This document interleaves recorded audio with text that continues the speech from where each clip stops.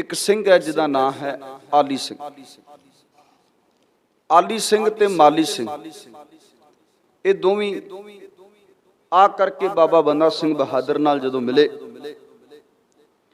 ते बाबा बंदा सिंह बहादुर ये बात कहंदे भी हुण अपने कोल सिंह हो गया ते आपां क्यों ना हल्ला बोलीए। ते बाबा बंदा सिंह बहादुर गुड़ नीतिवान ने ते एक नीति तहत उन्होंने चलना है। ये तो कह नहीं भी सीधा जाके सूबे सरहंद दे नाल टक्कर लई जावे, क्योंकि उहदे कोल कीमती फौजदार ने, कीमती हथियार ने। इसलिए सिख जिहड़े आए सन काले पै गए भी छेती करो। पर बाबा बंदा सिंह बहादुर कहंदे जिहड़े मालवे दे लोग आए उन्होंने कतर किया, पर जिहड़े माझे दे लोग ने असीं उन्होंने अड़ीक रहे, वो भी मझैल आ जाण, दुआबीए भी आ जाण ते आपां इकट्ठे रल के जिहड़ा धर्म युद्ध जिहड़ा है शुरू करांगे। पर सिखां विच काली पै गई ते दूसरा ज्यादा समा भी रुकना ठीक नहीं सी, क्योंकि आ करके मुगलों दी फौजां दबोच दियां उस तो पहला पहला ये धर्म युद्ध शुरू करना सी। इसलिए उन्होंने सिखां दे कहण ते बार बार बाबा बंदा सिंह बहादुर ने कूच किया ते पहला जिहड़ा नगर आया वो सोनीपत है। सोनीपत का जिहड़ा फौजदार है वो काफी मजबूत सी, सेना भी बाबा बंदा सिंह बहादुर तो वध सी। जदों बाबा बंदा सिंह बहादुर चले उन्हां कोल सिर्फ 500 सिंह सीगे, 500 सिंह ते घोड़े भी नहीं सन, बहुतियां कोल घोड़े नहीं सन, क्योंकि जिदन महाराष्ट्र की धरती नदेड़ तो चले सन उदन सिर्फ 5 सिंह सन, नाल आउंदियां आउंदियां 20 कुछ सिंह सन जिदन बाबा बंदा सिंह बहादुर चले। ते किड्डा वड्डा सिख राज स्थापित करने दे लई की कुछ करना पिया, क्योंकि उन्हां चीज़ां दा भी जिक्र करना पवेगा। बाबा बंदा सिंह बहादुर ने इत्थे जिहड़े मालवे दे सिख आए सन उन्हां दी 500 की गिणती सी ते सोनीपत दे फौजदार कोल भारी फौज है, कीमती जरनैल ने, हथियार भी वधिया ने। पर जदों बाबा बंदा सिंह बहादुर ने सोनीपत वल कूच किया ना, सिंघां दे बहादुरी दे किस्से उस फौजदार ने सुने, इस करके उहदे पैर उखड़ गए। वो बाबा बंदा सिंह बहादुर नाल लड़न की तैयारी भी ना कर सकिया, तैयारी भी ना कर सकिया। बाबा बंदा सिंह बहादुर ने बहुता समा ना लाया ते सोनीपत दे फौजदार वो उन्हां दे पैरां ते आके डिग्या। मैनू माफ कर दिता जावे, मेरा प्रगना, मेरी ये जंगीर सारी ताड़ी।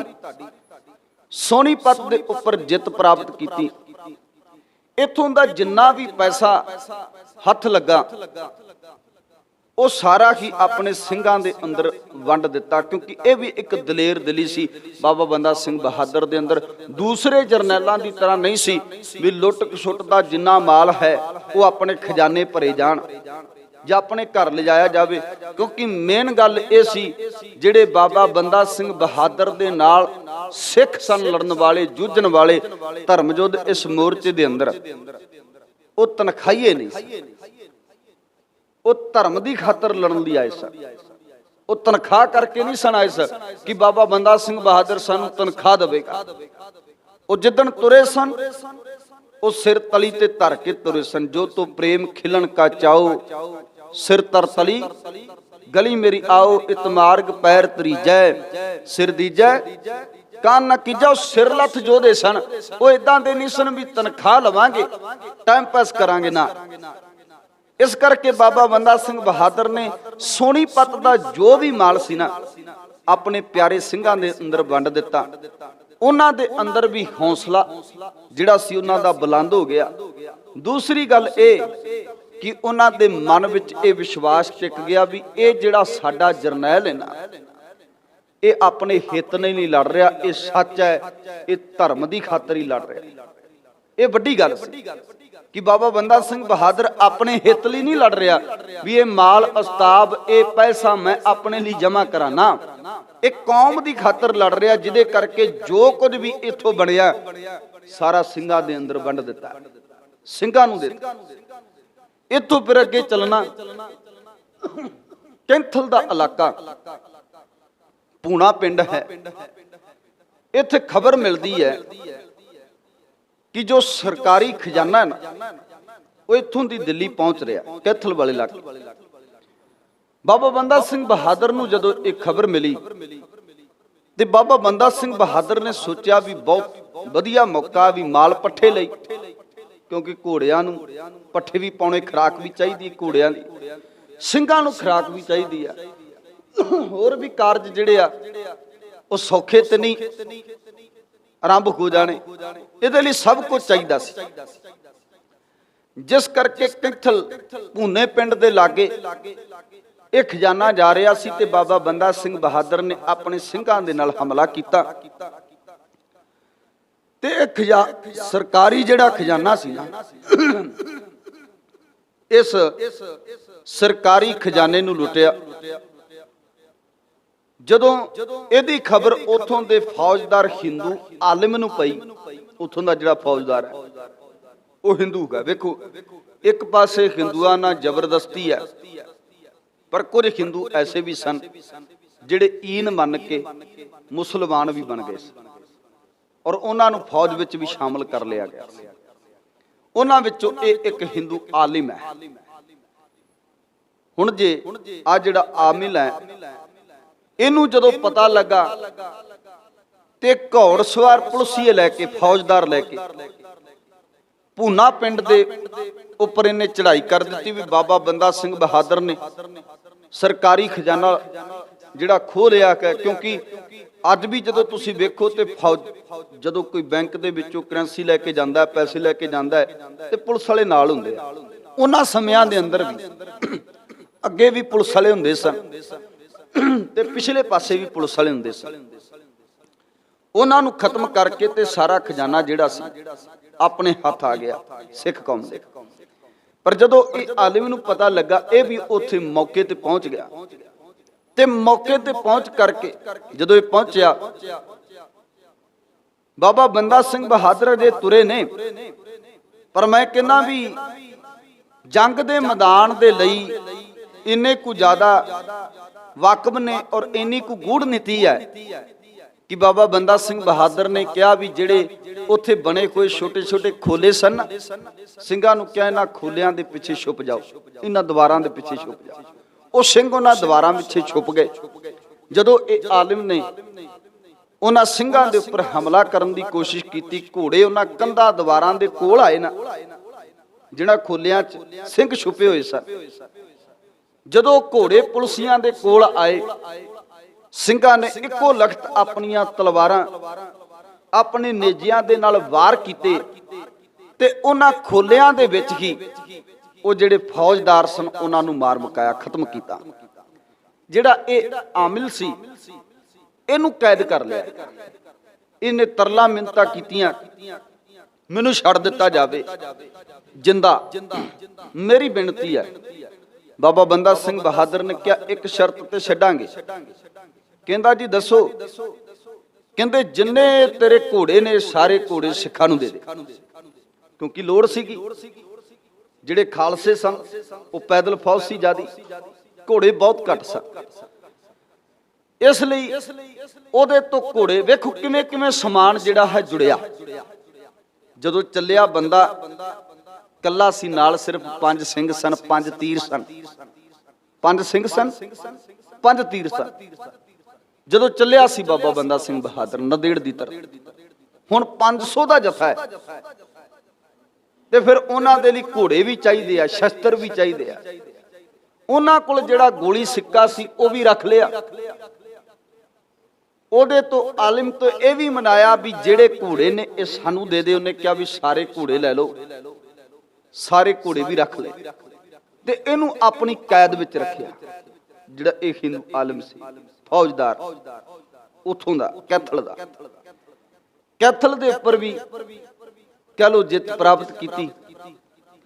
ਇਥੋਂ ਚੱਲ ਕੇ ਹੁਣ ਬਾਬਾ ਬੰਦਾ ਸਿੰਘ ਬਹਾਦਰ ਨੇ ਸਮਾਣੇ ਵੱਲ ਕੂਚ ਕਰਨਾ, ਪਰ ਉਸ ਤੋਂ ਪਹਿਲਾਂ ਕਿਉਂਕਿ ਜਾਣਾ ਤੇ ਸਰਹੰਦ ਹੈ, ਪਰ ਸਰਹੰਦ ਜਾਣਾ ਇੰਨਾ ਸੌਖਾ ਨਹੀਂ। क्योंकि सरहंद का फौजदार वजीर खां कोई छोटा मोटा फौजदार नहीं, बहुत बड़ा फौजदार है उन्होंने समय। इस करके सरहंद पहुंचने तो पहला यह नीति अपनाई गई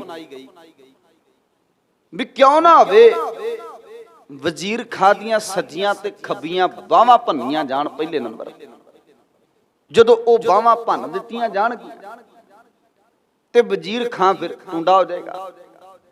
इधरों उधरों जिहड़ी सहायता मिलती है वो खत्म हो जाएगी। कल्ले नूं सोधना सौखा है। इस करके पहला नंबर उहदियां सज्जियां ते खब्बियां बाहां दे उपर हमला किया गया। जे गल करिए ते समाणा उन्हां समयां दे अंदर बहुत अमीर शहर है, बड़ा अमीर परगना, बहुत अमीर शहर मन्निया जांदा सी उन्हां समयां दे अंदर समाणा। क्योंकि ये अंदर वड्डे वड्डे पठान ते सैयद मुसलमान रहिंदे सन। सैयद ते इथों फिर बाबा बंदा सिंह बहादुर इस नीति तहत भी सज्जियां ते खब्बियां बाहां पहला भन्नियां जाण ते समाणे वाल बाबा बंदा सिंह बहादुर ने कूच कीता है। समाणे दे अंदर रहन वाले जलाद रहिंदे आ, 3 जलाद। उन्हां विचों एक जलाद जलालुद्दीन है जिन्हें साहिब सच्चे पातशाह धन गुरु तेग बहादुर महाराज जी दे सीस उपर तलवार चलाई सी ते सीस धड़ तो जुदा कीता सी। इस समाने दा जलाद है जलालुद्दीन। 2 जलाद वो ने जिन्हां ने साहिबजादियां नूं को के शहीद कीता सी। शाशल बेग ते बाशल बेग, ये भी 2 समाणीए ने। शाशल बेग ते बाशल बेग भी इत्थों दे रहन वाले। एक गल होर करदा जावां, क्योंकि जदों कोई इस्लाम नहीं कबूलदा सी ना ते उहदे चूंकि इस्लाम जिहड़ी है, चूंकि इस्लाम एक धार्मिक खिदमत है मुसलमानां दे अंदर, ते इस खिदमत दा जिहड़ा सेहरा सी वो सैयद लोकां नूं वज्जिया। सैयद लोगां कोल सी भी जिहड़ा इस्लाम ना कबूले उहनूं जिहड़ी सज़ा दित्ती जांदी सी वो सैयद दिंदे सी। मुसलमानां दे अंदर सैयदां दे हिस्से विच सी ये सज़ा देना, ये सेवा इन्हां नूं दित्ती गई सी सैयदां नूं। तां करके कोई ये नहीं सी भी समाणे दे लोक जलाद, क्योंकि माफ करना असीं इधर दे इलाके दे समाणे दे ते जदों किसी पासे जाइए अगला कहंदा जलादां दा शहर, जलादां दा पिंड। ये गल करके संबोधन किया जाता है। जिहड़े इधर दे लोग ने ना समाणे दे लागे दे उन्हां नूं कहंदे भी जलादां दे पिंडां दे आ जां जलादां दे शहर दे आ। ये गल नहीं सी। गल ये सी भी सैयद जिहड़े लोग हुंदे सन मुसलमानां वल्लों चूंकि इस्लाम विच एक धार्मिक उन्हां ने बनाया सी नीति कि सैयद लोग ही जिहड़े कन नहीं इस्लाम कबूल वाले सजा देण। उन्हां विचों एक जलालुद्दीन है, दूजा शाशल बेग ते बाशल बेग है। समाणा बहुत धनाड़ ते अमीर लोकां दा शहर सीगा। वड्डे वड्डे इत्थे सैयद रहिंदे सन जिन्हां कोल बेअथा पैसा सी, बहुत ज्यादा प्रगने सन इन्हां कोल, बड़ी ज्यादा जमीन जायदाद सी इन्हां कोल। इस करके समाणे उपर हमला करना। हुण इत्थों दे जिहड़े वड्डे वड्डे फौजदार सन उन्हां दे मन च कोई खौफ नहीं सी, किसी दा कोई डर नहीं सी। कारण की सी? क्योंकि वड्डे वड्डे इन्हां दे महल सन, वड्डियां वड्डियां उच्चियां उच्चियां कंधां सन ते बाहरी कोई हमलावर आ जाए ये खौफ उन्हां दे मनां च नहीं सी, जिहदे करके उन्हां ने मार खाधी। समाणे दे जलादां ने जिहदे करके मार खाधी। उन्हां दे मन च खौफ ही कोई नहीं सी। वो कहंदे सानू आके कौन फड़ लेगा, जे घेरा भी पै गया साडे कोल एवें दे फौजदार ने भी असीं अंदरों ही हमला इदां दा करांगे कि बाहर दी जिन्नी फौज होएगी वो खत्म हो जाएगी, साडे उपर कोई हमला ही नहीं कर सकता, जे करेगा भी तो वो आप मारिया जाएगा। इस गल करके उन्हां इदां कीता। पर बाबा बंदा सिंह बहादुर जदों चढ़ के आए 1709 ईस्वी दा सन है ते बाबा बंदा सिंह बहादुर जदों आए ते कहंदे कन गेट उदों कदे बंद नहीं सन कीते ते इक्को वार दे विच बाबा बंदा सिंह बहादुर ਇਹ ਸਮਾਣੇ ਸ਼ਹਿਰ ਦੇ ਅੰਦਰ ਐਂਟਰ ਕਰਕੇ ਜਿੰਨੀ ਵੀ ਫੌਜ ਸੀ, ਗੇਟ ਨਹੀਂ ਬੰਦ ਹੋਏ। ਤੇ ਕਹਿੰਦੇ ਹਨ ਇਹ ਕਾਰਨ ਇਹੀ ਸੀ ਮੇਨ ਕਿ ਉਹਨਾਂ ਦੇ ਮਨਾਂ 'ਚ ਖੌਫ ਕੋਈ ਨਹੀਂ ਸੀ। ਬਾਬਾ ਬੰਦਾ ਸਿੰਘ ਬਹਾਦਰ ਸਮਾਣੇ ਵਿੱਚ ਸ਼ੇਰ ਦੀ ਦਹਾੜ ਤਰ੍ਹਾਂ ਇੱਕੋ ਵਾਰੀ ਪਏ ਤੇ ਕਹਿੰਦੇ ਕਾਫੀ ਉਹ ਜਗ੍ਹਾ ਤੇ ਕਤਲੋ ਗਾਰਤ ਹੋਇਆ। ਕਈ ਘੰਟੇ ਗਹਿ ਗੱਚ ਲੜਾਈ ਚੱਲੀ, ਕਿਰਪਾਨਾਂ ਦੇ ਨਾਲ, ਨੇਜਿਆਂ ਦੇ ਨਾਲ, ਬੜਾ ਖੂਨ ਵਹਿਆ। ਇੱਥੋਂ ਤੱਕ ਕਹਿੰਦੇ ਸਮਾਣੇ ਦੀਆਂ ਉਹਨਾਂ ਨਾਲੀਆਂ ਦੇ ਵਿੱਚ ਪਾਣੀ ਨਹੀਂ ਚੱਲਦਾ, ਸਮਾਣੇ ਦੀਆਂ ਨਾਲੀਆਂ 'ਚ ਜਲਾਦਾਂ ਦਾ, ਜਰਵਾਣਿਆਂ ਦਾ ਖੂਨ ਰੁੜਦਾ, ਖੂਨ ਚੱਲਦਾ। ਇੰਨਾ ਜ਼ਿਆਦਾ ਖੂਨ ਡੁੱਲਿਆ ਇਸ ਜਗ੍ਹਾ ਦੇ ਉੱਪਰ। ਹੁਣ ਜਿਹੜੇ ਅੰਦਰ ਸਨ ਨਾ, ਉਹਨਾਂ ਦੇ ਮਨਾਂ 'ਚ ਸੀ ਵੀ ਅੰਦਰੋਂ ਹਮਲੇ ਵੀ ਬਹੁਤ ਕੀਤੇ, ਪਰ ਸਿੰਘਾਂ ਦੇ ਉੱਪਰ ਕੋਈ ਅਸਰ ਨਾ ਹੋਇਆ। ਸਿੰਘਾਂ ਨੇ ਗਹਿ ਗੱਚ ਲੜਾਈ ਕੀਤੀ।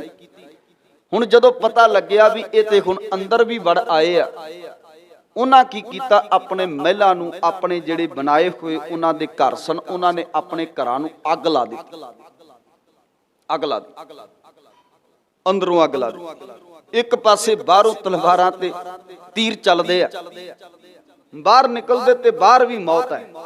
ਅੰਦਰੋਂ ਅੱਗ ਤਾਂ ਲਾਈ ਸੀ ਵੀ ਜਿਹੜੇ ਬਾਹਰਲੇ ਹਮਲਾਵਰ ਨੇ ਉਹਨਾਂ ਨੂੰ ਪਤਾ ਨਾ ਲੱਗੇਗਾ ਤੇ ਉਹ ਅੱਗ ਨੂੰ ਵੇਖ ਕਰਕੇ ਬਾਹਰੋਂ ਮੁੜ ਜਾਣਗੇ। ਪਰ ਬਾਬਾ ਬੰਦਾ ਸਿੰਘ ਬਹਾਦਰ ਇਹਨਾਂ ਦੇ ਜਰਨੈਲ ਨਹੀਂ ਵੀ ਜਿਹੜੇ ਅੱਗ ਨੂੰ ਵੇਖ ਕੇ ਡਰ ਕੇ ਵਾਪਸ ਮੁੜ ਜਾਣਗੇ। ਉਹਨਾਂ ਅੱਗ ਦਾ ਉਹਨਾਂ ਉੱਪਰ ਕੋਈ ਅਸਰ ਨਾ ਹੋਇਆ। ਤੇ ਕਹਿੰਦੇ ਹਨ ਇਧਰਲੇ ਪਾਸੇ ਤੀਰ ਚੱਲਦੇ, ਇਧਰ ਵੀ ਮੌਤ, ਤੇ ਦੂਜੇ ਪਾਸੇ ਅੱਗ ਆਪ ਘਰ ਦੇ ਵਿੱਚ ਲਾ ਲਈ। ਕਈ ਵਾਰੀ ਇਹ ਹੁੰਦਾ ਨਾ, ਮੌਤ ਬੰਦਾ ਆਪ ਹੀ ਸੇੜ ਬੈਂਦਾ। ਅੰਦਰ ਆਪ ਅੱਗ ਲਾ ਲਈ, ਬਾਹਰ ਵੀ ਮੌਤ ਹੈ, ਅੰਦਰ ਵੀ ਮੌਤ ਹੈ। ਇੱਕ ਗੱਲ ਹੋਰ ਵੇਖਿਓ, ਮੁਸਲਮਾਨ ਦਫਨਾਉਂਦੇ ਨੇ, ਸਾੜਦੇ ਨੇ। ਜਿਹੜੇ ਮੁਸਲਮਾਨ ਨੇ ਦਫਨਾਉਂਦੇ ਨੇ, ਸਾੜਦੇ ਨੇ, ਪਰ ਇਹਨਾਂ ਨੇ ਆਪ ਹੀ ਸੜਨ ਵਾਲਾ ਕੰਮ ਕੀਤਾ। ਅੰਦਰ ਅੱਗ ਲਾ ਲਈ ਆਪਣੇ ਮਹਿਲਾਂ ਨੂੰ ਕਿ ਅੰਦਰ ਕੋਈ ਵੜੇਗਾ ਨਾ, ਤੇ ਜੇ ਵੜ ਵੀ ਗਿਆ ਬਾਬਾ ਬੰਦਾ ਸਿੰਘ ਬਹਾਦਰ ਦੇ ਹੱਥ ਨਹੀਂ ਆਵਾਂਗੇ, ਅੱਗ ਵਿੱਚ ਹੀ ਸੜ ਕੇ ਖਤਮ ਹੋ ਜਾਾਂਗੇ। ਜੇ ਇਹਦੇ ਹੱਥ ਆ ਗਏ ਤੇ ਇਹਨੇ ਸਾਨੂੰ ਅਨਿਆਈ ਮੌਤ ਮਾਰਨਾ, ਇਹਨੇ ਸਾਨੂੰ ਕੋਹ ਕੇ ਮਾਰਨਾ। ਕਿਉਂਕਿ ਅਸੀਂ ਛੋਟੇ ਲਾਲਾ ਨੂੰ ਕੋਹ ਕੇ ਮਾਰੇ, ਕਿਉਂਕਿ ਛੋਟੇ ਲਾਲਾ ਨੂੰ ਨੀਹਾਂ 'ਚ ਚਨਾਣ ਤੋਂ ਬਾਅਦ ਇੱਥੋਂ ਤੱਕ ਕਿਹਾ ਜਾਂਦਾ, ਇਤਿਹਾਸਕਾਰ ਜ਼ਿਕਰ ਕਰਦੇ ਵੀ ਜੇ ਟੁਕੜੇ ਟੁਕੜੇ ਕੀਤੇ ਉਹ ਸ਼ਾਸਲ ਬੇਗ ਤੇ ਬਾਸ਼ਲ ਬੇਗ ਨੇ। ਸਮਾਣਾ ਬਹੁਤ ਵੱਡਾ ਤੇ ਅਮੀਰ ਪ੍ਰਗਨਾ ਸੀ। ਹੁਣ ਕਹਿੰਦੇ ਗਹਿ ਗੱਚ ਲੜਾਈ ਜਦੋਂ ਹੋਈ ਕਾਫੀ ਸਮੇਂ ਤੱਕ, ਤੇ ਕਹਿੰਦੇ ਕਨ ਇੱਥੋਂ ਦੇ ਜਿੰਨੇ ਫੌਜਦਾਰ ਸਨ, ਜਿੰਨੇ ਵੀ ਫੌਜਦਾਰ ਸਨ, ਉਹ ਸਾਰੇ ਦੇ ਸਾਰੇ ਬਹੁਤ ਦਿਲ ਜਾਨ ਲਾ ਕੇ ਲੜੇ, ਪਰ ਹੋਇਆ ਕੁਝ ਨਾ। ਕਿਉਂਕਿ ਇੰਨਾ ਅਮੀਰ ਇਲਾਕਾ ਸੀ ਵੀ ਕਹਿੰਦੇ ਇੱਥੋਂ ਦੇ 22 ਵੱਡੇ ਜਿਹੜੇ ਸੈਯਦ ਸਨ ਨਾ, ਉਹਨਾਂ ਨੂੰ ਪਾਲਕੀ ਵਿੱਚ ਬਹਿਣ ਦਾ ਹੁਕਮ ਸੀਗਾ। ਪਾਲਕੀ ਵਿੱਚ ਬਹਿ ਕੇ ਫਰਾਨ ਦਾ ਹੁਕਮ ਸੀ। ਕਿਉਂਕਿ ਔਰ ਉਹਨਾਂ ਸਮਿਆਂ ਦੇ ਅੰਦਰ ਬੜੀ ਵੱਡੀ ਗੱਲ ਹੁੰਦੀ ਸੀ ਵੀ ਜਿਹੜਾ ਸੈਯਦ ਜਾਂ ਵੱਡਾ ਮੁਸਲਮਾਨ ਫੌਜਦਾਰ ਪਾਲਕੀ ਵਿੱਚ ਬਹਿ ਕੇ ਆਉਂਦਾ ਹੈ, ਉਹਦੀ ਬੜੀ ਜ਼ਿਆਦੀ ਚੜ੍ਹਤ ਹੁੰਦੀ ਸੀ। ਤੇ ਸਮਾਣੇ ਦੇ 22 ਲੋਕ ਸਨ ਇਦਾਂ ਦੇ ਜਿਨ੍ਹਾਂ ਨੂੰ ਇਹ ਖਿਦਮਤ ਮਿਲੀ ਸੀ ਮੁਸਲਮਾਨ ਫੌਜਦਾਰਾਂ ਵੱਲੋਂ। 22 ਬੰਦੇ ਸਨ ਸੈਯਦ ਜਿਨ੍ਹਾਂ ਨੂੰ ਇਹ ਖਿਦਮਤ ਮਿਲੀ ਸੀ ਕਿ ਉਹ ਪਾਲਕੀ ਵਿੱਚ ਬੈਠ ਕੇ ਸਵਾਰੀ ਕਰ ਸਕਦੇ ਆ, ਨਹੀਂ ਤੇ ਹੱਕ ਨਹੀਂ ਸੀ ਹੋਰ ਕਿਸੇ ਨੂੰ ਪਾਲਕੀ ਵਿੱਚ ਬੈਠ ਕੇ। ਜਿਵੇਂ ਆਮ ਕਰਕੇ ਕਹਿ ਲਈਏ ਵੀ ਜਦੋਂ ਸਰਕਾਰ ਬਣਦੀ ਹੈ ਤੇ ਵੱਡੀਆਂ ਵੱਡੀਆਂ ਗੱਡੀਆਂ ਦਿੱਤੀਆਂ ਜਾਂਦੀਆਂ, ਨਾਲ ਫੌਜਦਾਰ ਦਿੱਤੇ ਜਾਂਦੇ ਆ, ਅੱਗੇ ਚੱਲਣ ਵਾਲੇ, ਜਿਪਸੀਆਂ ਵਾਲੇ, ਪਿੱਛੇ ਚੱਲਣ ਵਾਲੇ। ਇਦਾਂ ਮੰਨੋ ਕਿ ਉਹਨਾਂ 22 ਲੋਕਾਂ ਕੋਲ ਵੀ ਵੱਡੀ ਫੌਜ ਸੀ, ਜਿਹੜੇ ਅੱਗੇ ਚੱਲਦੇ ਸਨ ਪਾਲਕੀਆਂ ਦੇ ਤੇ ਪਿੱਛੇ ਚੱਲਦੇ ਸਨ ਕੁਝ ਉਹਨਾਂ ਨੂੰ ਹਵਾ ਦੇਣ ਵਾਲੇ ਪੱਖਿਆਂ ਨਾਲ। ਇਦਾਂ ਉਹ ਆਪ ਠਾਠ ਬਾਠ ਨਾਲ ਪਾਲਕੀਆਂ ਵਿੱਚ ਬਹਿ ਕੇ ਤੇ ਜਾਂਦੇ ਸਨ। ਬਾਕੀ ਫੌਜਦਾਰ ਉਹਨਾਂ ਦੀ ਪਾਲਕੀ ਚੁੱਕਦੇ ਸਨ ਤੇ ਉਹਨਾਂ ਦੇ ਹਿਫਾਜ਼ਤ ਲਈ, ਸੈਲਫ ਡਿਫੈਂਸ ਲਈ ਉਹਦੇ ਨਾਲ ਤੁਰਦੇ ਸਨ। 22 ਸਨ ਉੱਥੋਂ ਦੇ ਸੈਯਦ। ਤੇ ਇਹ ਹਿਸਾਬ ਲਾ ਲਓ ਕਿ ਇੱਕ ਹੋਵੇ ਤੇ ਬਹੁਤ ਵੱਡੀ ਗੱਲ ਹੁੰਦੀ ਹੈ, ਪਰ 22 ਸਨ ਸਮਾਣੇ ਦੇ। ਕਿੱਡਾ ਵੱਡਾ ਰਾਜ ਹੋਵੇਗਾ ਮੁਗਲਾਂ ਦਾ ਸਮਾਣੇ ਦੇ ਉੱਪਰ, ਔਰ ਕਿੱਡੇ ਅਮੀਰ ਹੋਣਗੇ ਉਹ ਲੋਕ। ਉਹਨਾਂ ਦਾ ਪ੍ਰਗਨਾ ਜਦੋਂ ਕਹਿੰਦੇ ਅੰਦਰ ਅੱਗ ਲਾ ਲਈ ਨਾ, ਤੇ ਅੰਦਰ ਹੀ ਅੱਗ ਲਾ ਕੇ ਉਸੇ ਜਗ੍ਹਾ ਦੇ ਉੱਪਰ ਮਰ ਮਿਟ ਗਏ, ਉਸੇ ਅੱਗ ਦੇ ਅੰਦਰ ਖਤਮ ਹੋ ਗਏ। ਇਹ ਜਲਾਲੂਦੀਨ, ਸ਼ਾਸਲ ਬੇਗ, ਬਾਸ਼ਲ ਬੇਗ ਪੁਸਤਾਂ ਤੱਕ ਹੀ ਖਤਮ ਹੋ ਗਈਆਂ। ਮੁੜ ਕੇ ਅੱਜ ਤੱਕ ਕੋਈ ਸਮਾਣੇ ਦੇ ਵਿੱਚ ਉਹਨਾਂ ਦੀ ਔਲਾਦ ਦਾ ਬੰਦਾ ਨਹੀਂ ਰਹਿੰਦਾ।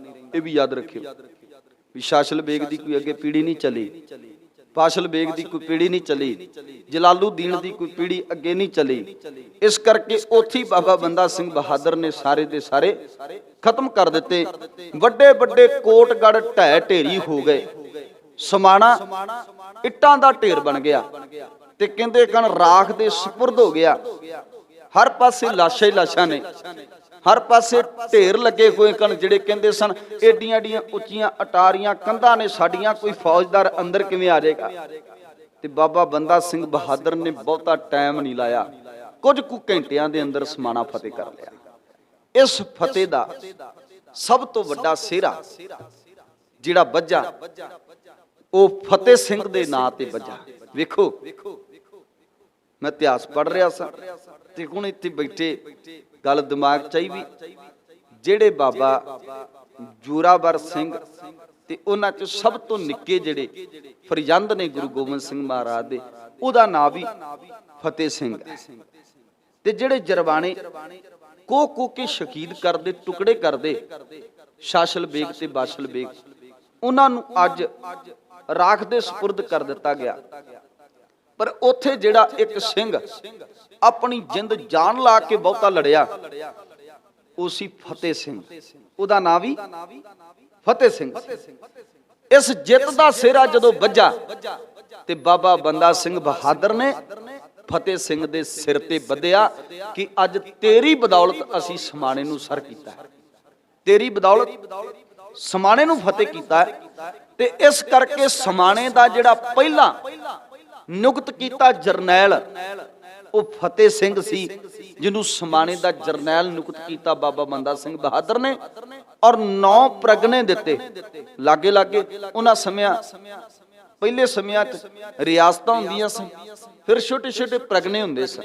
ਉਹ ਪ੍ਰਗਣੇ ਜਿਹੜੇ ਆ 9 ਪ੍ਰਗਣੇ ਸਮਾਣੇ ਦੇ ਅਧੀਨ ਸਨ ਤੇ ਉਹਨਾਂ 9 ਪ੍ਰਗਣਿਆਂ ਦੀ ਬੇਅਥਾਹ ਜ਼ਮੀਨ ਸੀ ਜਿਹੜੀ ਸਮਾਣੇ ਦੇ ਨਾਲ ਲੱਗਦੀ ਸੀ। ਇਸ ਕਰਕੇ ਤੁਸੀਂ ਅੱਜ ਵੀ ਜਦੋਂ ਅਸੀਂ ਵੇਖਦੇ ਹਾਂ ਨਾ, ਸਰਕਾਰੀ ਜ਼ਮੀਨ ਬਹੁਤ ਹੈ ਸਾਡੇ ਇਲਾਕਿਆਂ 'ਚ, ਸਰਕਾਰੀ ਜ਼ਮੀਨ ਉਹ ਬਹੁਤ ਹੈ।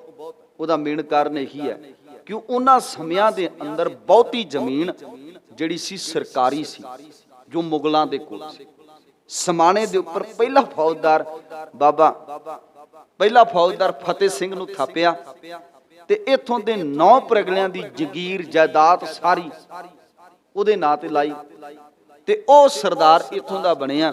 ਉਹਨੇ ਫਿਰ ਸਮਾਣੇ ਦੇ ਉੱਪਰ ਰਾਜ ਕੀਤਾ। ਪਹਿਲਾ ਸਮਾਣੇ ਦੇ ਅੰਦਰ ਜੇ ਸਿੱਖ ਰਾਜ ਦਾ ਕੋਈ ਨੁਮਾਇੰਦਾ ਹੈ ਤੇ ਯਾਦ ਰੱਖਿਓ, ਤੁਹਾਡੀ ਨੌਲੇਜ ਲਈ ਹੈ ਕਿ ਜੇ ਕੋਈ ਪੁੱਛੇ ਤੇ ਅਸੀਂ ਕਹਿ ਸਕਦੇ ਹਾਂ ਵੀ ਫਤਿਹ ਸਿੰਘ ਸਾਡੇ ਇਲਾਕੇ ਦਾ ਜੇ ਕੋਈ ਸਿੱਖ ਜਰਨੈਲ ਹੋਇਆ ਪਹਿਲਾ ਜਿਹਨੇ ਰਾਜ ਸਥਾਪਿਤ ਕੀਤਾ ਸਮਾਣੇ ਦੀ ਧਰਤੀ ਤੇ, ਪਹਿਲਾਂ ਤੇ ਜਲਾਦਾਂ ਦਾ ਹੀ ਰਾਜ ਸੀ ਨਾ, ਪਹਿਲਾਂ ਤੇ ਜਲਾਲੂਦੀਨ ਵਰਗਿਆਂ ਦਾ, ਇਹਨਾਂ ਦਾ ਰਾਜ ਸੀ ਸਮਾਣੇ ਤੇ। ਪਰ ਅੱਜ ਸਾਡਾ ਸਿੱਖ ਰਾਜ 1709 ਈਸਵੀ ਦੇ ਵਿੱਚ ਜੇ ਸਮਾਣੇ ਉੱਪਰ ਕਿਸੇ ਪਹਿਲਾ ਰਾਜ ਕੀਤਾ ਹੈ ਤੇ ਉਹ ਫਤਿਹ ਸਿੰਘ ਨੇ ਕੀਤਾ ਹੈ। ਇਧਰ ਫਤਿਹ ਸਿੰਘ ਨੂੰ ਨੀਹਾਂ 'ਚ ਚਨਾਉਣ ਵਾਲੇ ਸ਼ਾਸਲ ਬੇਗ ਤੇ ਬਾਸ਼ਲ ਬੇਗਾ। ਤੇ ਜੇ ਗੱਲ ਕਰੀਏ, ਮਾਨੋ ਕਿ ਸਤਿਗੁਰਾਂ ਨੇ ਕਿਰਪਾ ਕਰਕੇ ਉੱਥੇ ਫਤਿਹ ਸਿੰਘ ਦੀ ਡਿਊਟੀ ਲਾਈ ਵੀ ਜੇ ਤੈਨੂੰ ਖਤਮ ਕਰਨ ਵਾਲੇ ਇਹ ਕੁਝ ਕਰ ਸਕਦੇ ਆ, ਤੇਰਾ ਹੀ ਰਾਜ ਸਮਾਣੇ ਦੀ ਧਰਤੀ ਦੇ ਉੱਪਰ ਹੋਵੇਗਾ।